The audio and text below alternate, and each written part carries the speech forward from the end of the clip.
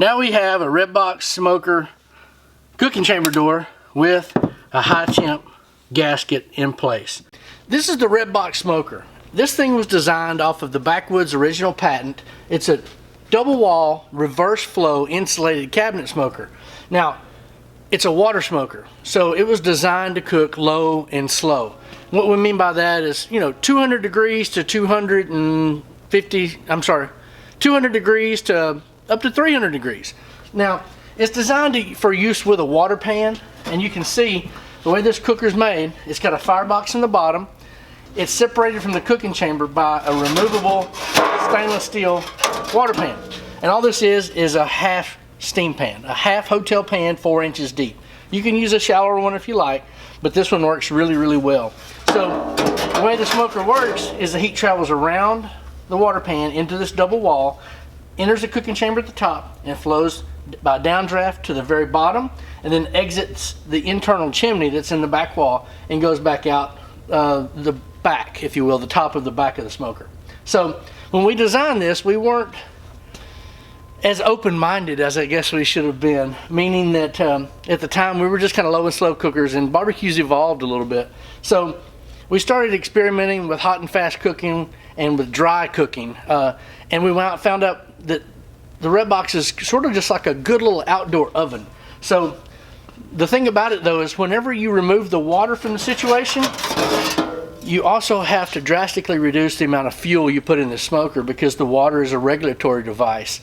It helps regulate your temperatures and keep the spikes and the sags out, but it also allows you to use a huge amount of fuel, and the water still regulates it. So when you take this out, we like to cook direct many times, especially when we cook chicken, but we developed this little dry heat diffuser that you can buy off our website, and you can adjust the amount of direct or indirect heat that you get when you cook on the Backwoods dry. And all it does is it replaces the water pan. It drops right in where the water pan is, where the water pan was, and it allows a certain amount of dry direct heat as well as a certain amount of reverse flow dry heat. And with about 18 charcoal briquettes, we can run 400 degrees for a little over 2 hours. We like to run B&B char logs many times. We run about 5 or 6 char logs, and this thing will run for about 2 hours in excess of 350 degrees. We run a Flame Boss 400 a lot of times with it. It's not a necessity, but it works really, really well to help regulate your temperature. So because this smoker was designed as a low and slow cooker at lower temperatures, this little front piece right here that separates the cooking chamber and the firebox door wasn't designed as an insulated piece. Because of that, when you cook dry, the paint will just completely erode off of this. This is powder coated, but the way the water pan sits in there, you can see this water pan, the way it sits down there, it insulates this little piece naturally. But when you remove that, there's nothing to insulate that, and it'll burn the powder coating directly off of it. When that's in there, this is gonna char, and also the gaskets that were originally on the Redbox were just I'm gonna say semi-high temp foam rubber gasket, and it worked great up to 350 degrees. In excess of that, many people, especially when there's a buildup of grease and the chance of more of a fire and cooking at high temperatures, those gaskets will prematurely degrade and sometimes burn up if you catch a fire in here. So to remedy that, we took the Backwoods gasket that's on the Backwoods smokers. That's just a 1/2-inch bulb tadpole gasket, and we dry fit it into the inside panel. So when you take this panel off, you remove the old gasket, and you have to sort of dry fit it in there and manipulate it into place. But once you do, this gasket's not going anywhere. It's good for up to 1,500 degrees. You won't have to replace it again for years and years and years of use. So we're going to go over to the workbench, and we're going to show you how to replace your existing foam rubber low and slow gasket with a new souped up high temp tadpole rope gasket that you can cook as hot as you want to. Check it out. All right, we got our door off. Our latch is over here and our hinge is over here, and we've just got it short up on the side here so that it stays flat just with a piece of styrofoam. But the tools you're going to need are going to be a driver with a number 2 Phillips, just a utility knife, and just a little screwdriver, a flathead or Phillips screwdriver, it doesn't matter. You're just not using it for its intended purpose. But you've got 6 screws here. There's a frame underneath this inside door panel in the top and the bottom of the inside of the door. So what you want to do is take these screws off, and they're self-tapping screws. So we're going to back those all the way out.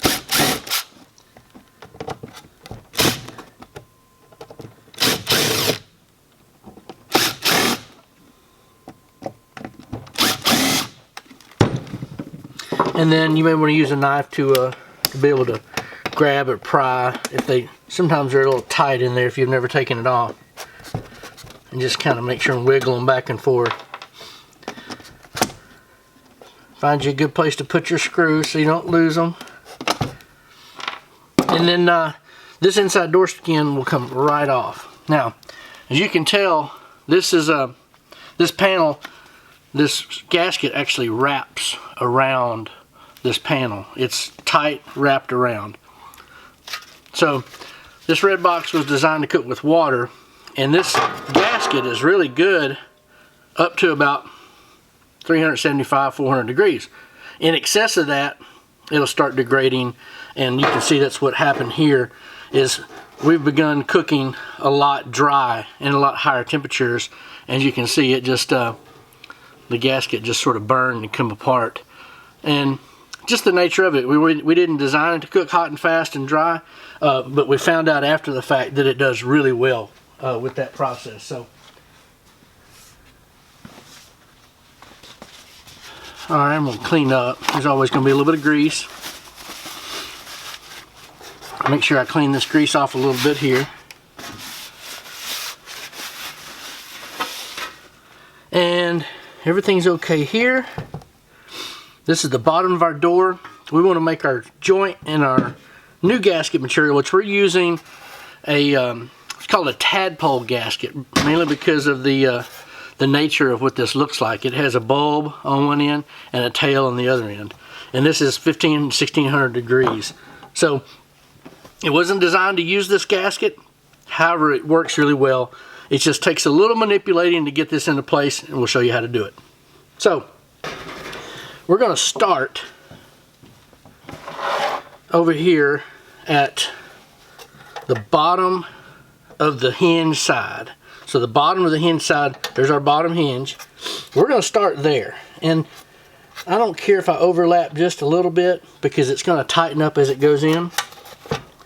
And what I'm going to do is I'm going to take this little screwdriver, and I'm just going to push it down into this side. So if you can imagine, this hinge side of the door closes first, and there is no adjustment. So meaning this hinge is attached, and when the door closes, when it closes over, that hinge hinge side of the door touches first before the latch side. So when I'm putting it in, I pay special attention to make sure that this gasket on this side is a little tighter or a little more flush with the door frame than it is on this side. I've got a little bit of flexibility on this side. So I'm going to find my utility knife, and once I get to a corner, because when you turn this corner, this all bunches up, and it makes it hard to get your door gasket back on. I mean, your door frame back on. So I find that corner, and I make this little turn.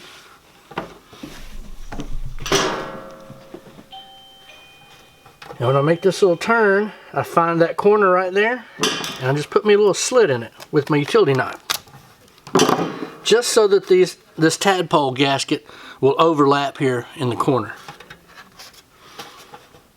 Then I make that turn, take my screwdriver again, poke it down inside that frame on the top, where it'll just kind of hold itself in place.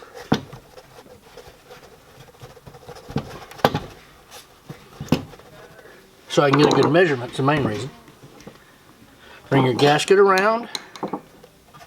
Make sure that everything's aligned well.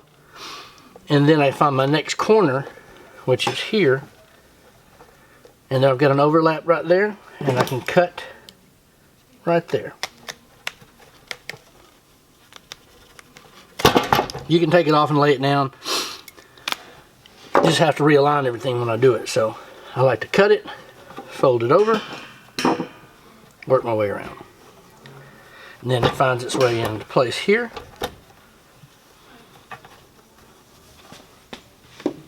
Coming around the corner. Make our last turn. Now what I'm going to do is get it close, about where I think it needs to be. You can see where my fold is right there. I need a little space right there, so that's where I'm going to cut it.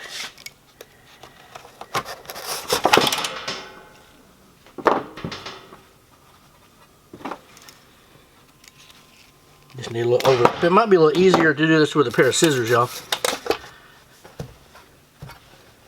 In hindsight, I think that's what you need to use. That way you can just snip that corner. Now then, let's tuck it in to our panel. And remember, the closer you get to the hinge, the tighter that gasket needs to be. This is the easy part, y'all.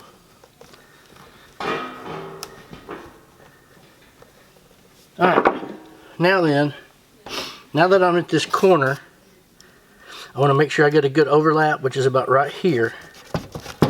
That's the spot that I'm going to cut it. And I press down really hard to try to get a nice clean cut. Now, we've sort of got this in place. We can go ahead and begin putting our panel back in place. Alright, so we're going to find out which one's the bottom. We got it kind of mixed up, but this end has a little more grease on it, I think, so it's probably the bottom.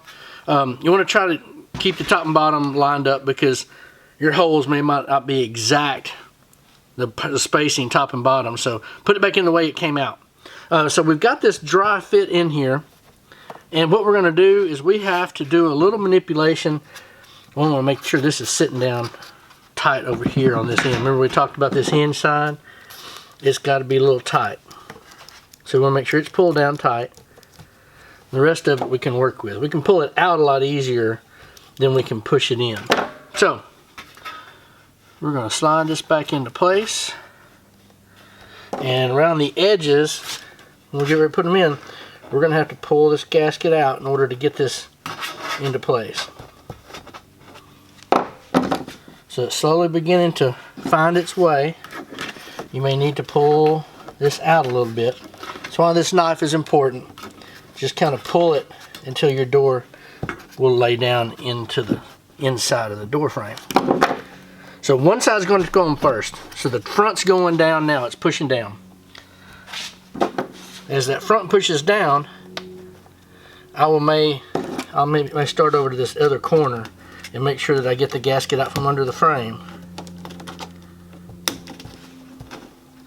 And I'll start at this corner and try to get it pushed down in there. Push it with your thumb, and you can see it pop down into place. Then we'll come to this corner and make sure the gasket's out from under. Don't want to pull it out too much. Want it tight. And then I'm just going to push down, and you'll see that it's slowly finding its way into place. It's not quite in place yet.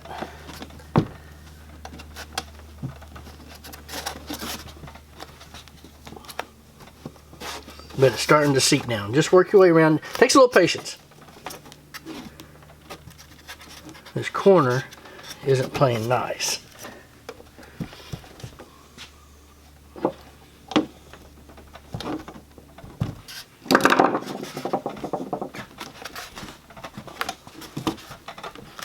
Push down.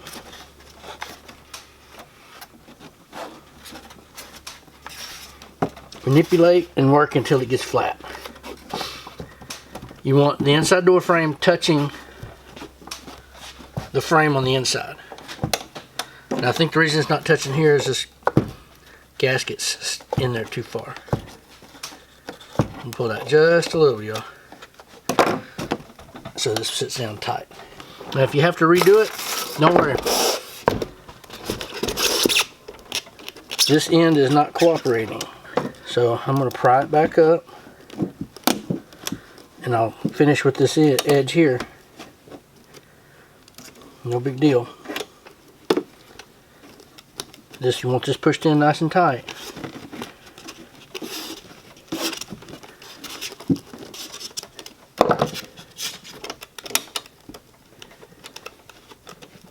You want to make sure that if your gasket squinches back up, just pull it and pull it back down to the joint to make sure your joint's nice and tight here.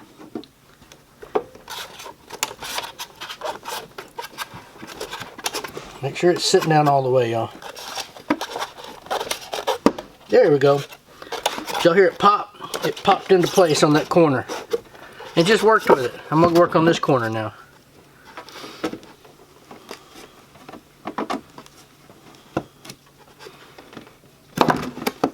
There it goes. It finally pushed down. Now, I can take my knife and I can push that gasket down a little more, because when I did, I had to pull it out to get it to seat. If you need to, just use your knife and push that flange of that gasket back down into the door further, because again, this is our hinge side. It needs to be tighter than the rest of it so your door closed properly. Now then,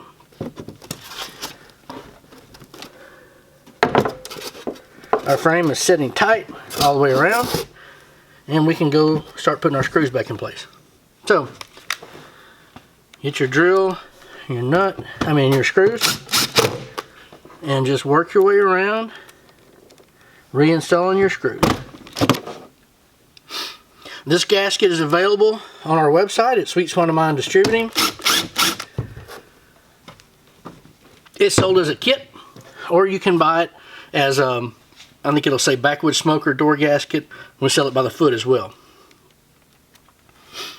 But we sell everything you need, the right amount, to do one red box as a kit.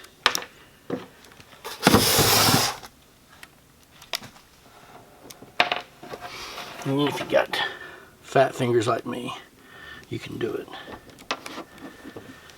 Sometimes you just gotta grab it.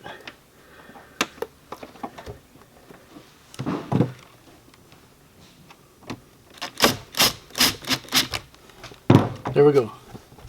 Now we have a red box smoker cooking chamber door with a high temp gasket in place. We're going to reinstall this, and now this cooker is good for running hot and fast or low and slow with the water pan.